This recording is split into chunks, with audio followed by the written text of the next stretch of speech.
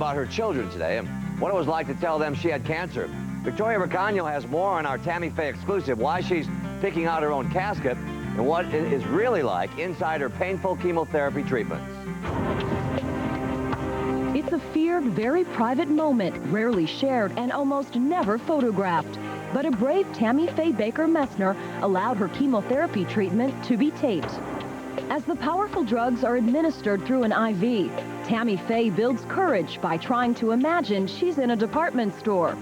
I'll pretend like I'm shopping and I'll take 2 of these, please, and 1 of these, yes, and that one right there, and I'll have to go get my purse, but right back. Tammy Faye even kids around in the hospital waiting room. Do you think if I walked the halls it would drip faster? Shake it up a little bit. Shake it up a little bit like... But even Tammy Faye's survivor spirit hasn't spared her family the heartbreaking pain that comes with the diagnosis of inoperable cancer. It broke my heart to talk to my children. My son, Jamie. All of a sudden, he took me in his arms and he held me like he had never held me before. And he just crushed me to him and said, "Mama, it's going to be all right." But Tammy Faye wasn't sure she'd be all right with the chemotherapy. I prayed a real prayer to God. I said, "Hey, God, please don't let me lose my hair. Please, God, just don't let me use my hair.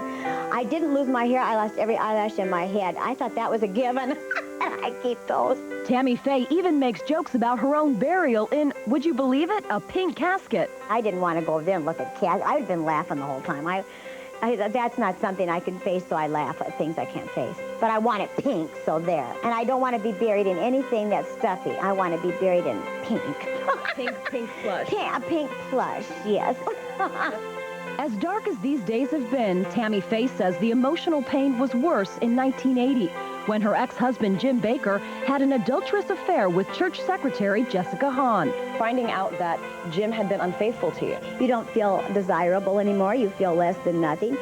You feel like you're going to die. You want to die. That's the time I can say I wanted to die. I hoped I'd die.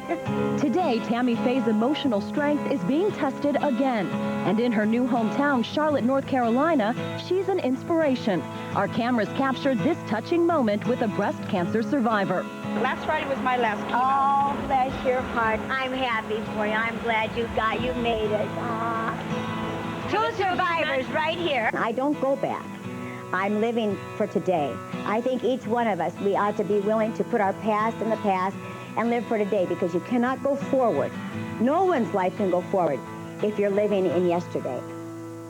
And if you have something you want to say to Tammy Faye, The Insider has her address. Click on to theinsideronline.com to send messages to Tammy, and we'll make sure